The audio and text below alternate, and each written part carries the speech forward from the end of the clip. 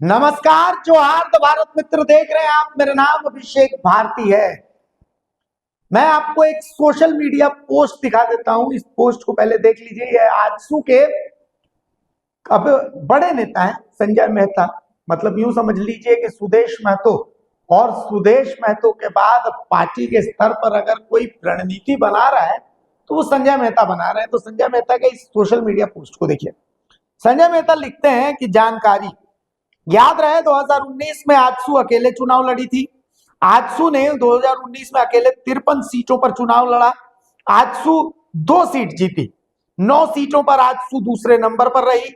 12,19,535 vote AJSU को प्राप्त हुआ। टोटल वोट का 8.10% आजसू ने हासिल किया।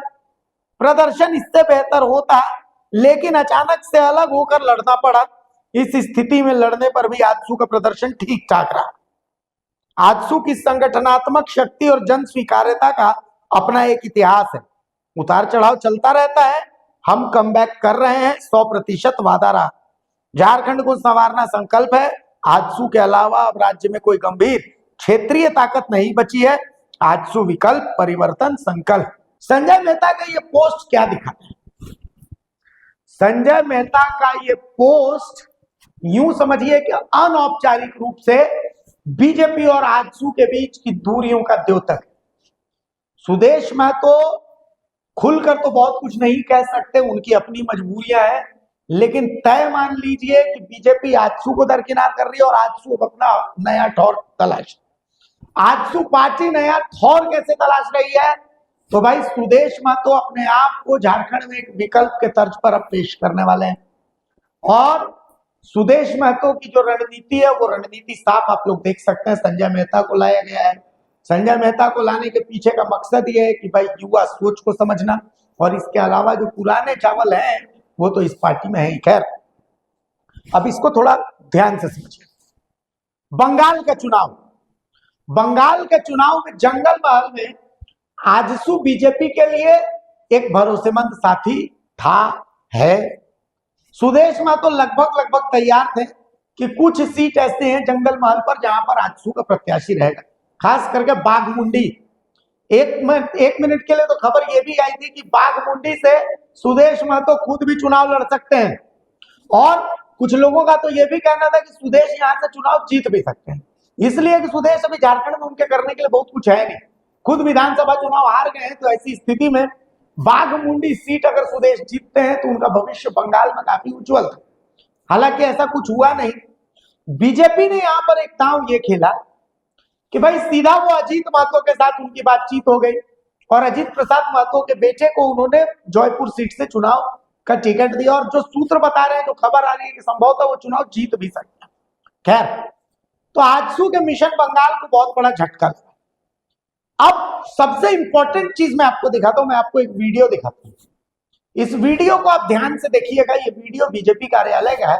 असल में 2 दिन पहले बीजेपी कार्यालय में एक बैठक चल रही थी। इस बैठक में बाबूलाल मरांडी, आदित्य साहू, सब लोग मौजूद थे। लेकिन इस बैठक के पीछे लगी तस्वीरों को जब आप देखेंगे तो आपको एक बहुत इंटरेस्टिंग चीज दिखेगा कि इसमें आपको शहीद रघुनाथ महतो की भी तस्वीर दिखेगी। अब रघुनाथ महतो की तस्वीर क्यों? रघुनाथ महतो की तस्वीर इसलिए क्योंकि खबर यह है, सूत्र ये बता रहे हैं कि अब पीएम मोदी खुद चाहते हैं कि रघुनाथ महतो जी को शहीद का दर्जा मिले और उनको बाकायदा एक्सेप्टेंस मिले। देखिए, चुआड़ विद्रोह के महानायक कहा जाता है रघुनाथ महतो जी को। हालांकि हमारे भूमिज भाई जो है वो कहते हैं कि रघुनाथ महतो नाम का कोई पात्र था ही नहीं। असल में वो रघुनाथ भूमिज थे जिन्हें रघुनाथ महतो बना दिया गया, और वो इसे फर्जी इतिहास कहते हैं। लेकिन प्रधानमंत्री नरेंद्र दामोदर दास मोदी को जंगल महल की 40 सीटें दिख रही हैं। इन 40 सीटों में कुड़मी बहुल आबादी, और वो कुड़मी जो बंगाल में बीजेपी को सत्ता तक ले जा सकते हैं, वो कुड़मी नजर आ रहे हैं। तो ऐसे में आप याद कीजिए कि अमित शाह खुद ये घोषणा करते हैं कि आप हमें बंगाल की सत्ता दिलाइए और हम कुरमाली को 8वीं अनुसूची में शामिल करेंगे। और इसके अलावा पीएम मोदी अपने भाषण की शुरुआत भी रघुनाथ महतो जी के जयकारे के साथ करते हैं। सब कोई जानता है कि पीएम मोदी ऐसे ही कुछ नहीं करते हैं।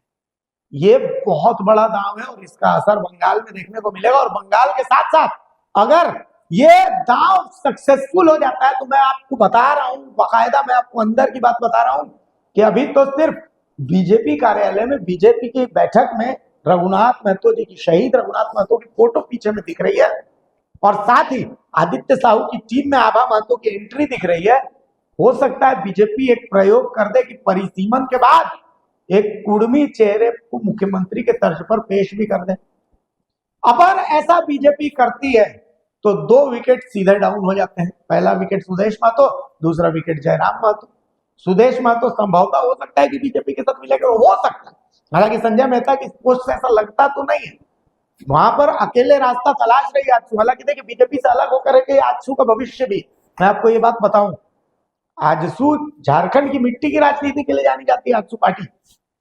तो अगर मिट्टी की राजनीति करनी है तो उसके लिए आपको बीजेपी से साइड होकर के और उसके बाद स्वतंत्र रूप से राजनीति करनी पड़ेगी। परिवारवाद का जो आरोप लग रहा है इसको भी सिरे से खारिज करना पड़ेगा। संजय मेहता जैसे नेता और बाकी जो कुछ नेता हैं जो एक परिवार से इतर है, उन नेताओं को आगे लाना पड़ेगा। संजय मेहता, बबलू महतो जैसे फायर ब्रांड नेताओं को आगे लेकर के आइएगा, तब जाकर के राजनीति चमकेगी। हरेलाल महतो, ऐसे बहुत सारे नेता हैं। आजसू पार्टी की एक और खास बात है कि ये सभी जाति समूह में इसकी एक्सेप्टेंस है। तो आजसू को अपना भविष्य किस तरीके से तय करना है, ये तो उनके जो सोचने वाले हैं, उनका जो थिंक टैंक है वो तय करेगा। लेकिन जयराम महतो के लिए यहाँ एक मुश्किल हो सकती है। अगर बीजेपी ये दांव खेलती है तो झारखंड के कुर्मी छिटक के जयराम की गोद से बीजेपी की तरफ जा सकते हैं। अब देखना है कि बीजेपी जंगल महल में कैसा परफॉर्म करती है और उसी के आधार पर झारखंड में बीजेपी का भविष्य जो है वो तय होगा। अभी आपने देख लिया कि भाई बीजेपी कार्यालय में, बीजेपी के बैठक में पीछे शहीद रघुनाथ महतो की फोटो लग जाना एक बहुत बड़ा एक सिंबल है और पीएम मोदी और अमित शाह की तरफ से डायरेक्ट मैसेज है कि भाई अब बीजेपी के हर बैठक में शहीद रघुनाथ महतो जो है उनकी फोटो पीछे में रहेगी। क्योंकि बीजेपी ये मान चुकी है कि एसटी तो उनको वोट देने से रहे, एसटी उनको वोट दे भी नहीं। तो ऐसी स्थिति में बीजेपी ने प्लान कर लिया कि भाई आप फोकस हमारा कुर्मियों पर होगा और बाकी जो जातियां हैं जो बीजेपी की पारंपरिक वोटर थे, अब झारखंड का सत्ता का रास्ता इधर से आएगा और बीजेपी के लिए सबसे राहत भरी जो फॉर्मूला होगा वो परिसीमन के बाद यही रहने वाला है।